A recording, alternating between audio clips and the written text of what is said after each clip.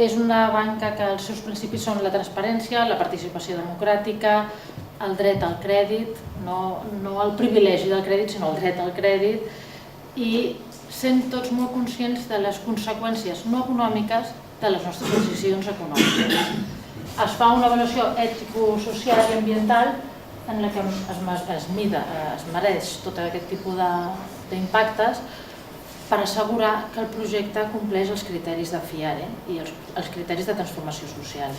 Llavors és la gestió democràtica de l'entitat, la transparència, la igualtat d'oportunitats, la capacitat de transformació social, temes mediambientals i el compromís amb la zona. És una cooperativa d'estalvi i crèdit, amb la qual totes les persones sòcies i entitats sòcies tenen vot i només un vot, malgrat el volum de capital que hagis aportat.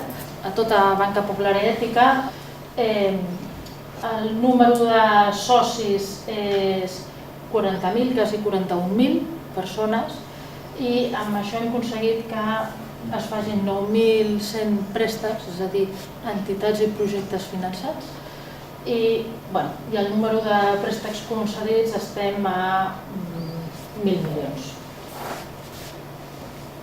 La cooperació internacional bàsicament és o bé línies de crèdit per ONGs que els hi falten, la subvenció arriba amb cert retard i ja necessiten, llavors es fa una línia de crèdit pont, diguem. Això és una forma de finançar i de recolzar el tema de cooperació. Després hi ha a Itàlia, aquí no, hi ha un acord amb el govern, amb el Ministeri d'Assumptes Exteriors, i és un aval per poder rebre crèdits, és un aval per les entitats. Són 100 milions d'euros, amb la qual cosa també això ajuda molt per les entitats. I a part d'això, ja el més gruixut és temes de microcrèdits, com estava explicant ara el David. Microfides és una fundació i treballem al Senegal, a Perú, a Equador i Benín. I sí que tenim calculat que cada euro que tu fiques a microfides, o sigui aquí i el destines a microfides, es transforma en 2,7 euros al cap de 2 anys.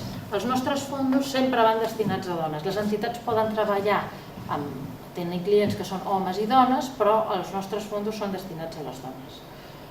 Els motius, clarament, són els que marquen la realitat, i és que la dona, els beneficis que traurà del seu negoci sempre els reparteix als seus fills i a la seva casa, amb la qual cosa estàs extenent l'impacte social d'aquest microcrèdit, i també són millors pagadores.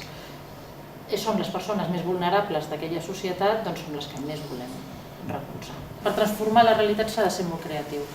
Llavors, aquesta forma de treballar, d'enllaçar el que és la cooperativa d'estalvi i crèdit i el que és una ONG a través del tema de crèdit i després de donar microcrèdits allà, és una forma nova de treballar, de manera que la gent que vulgui destinar els seus diners a donar microcrèdits durant el temps que desitgi, l'únic que ha de fer és anar al banc i fer un dipòsit.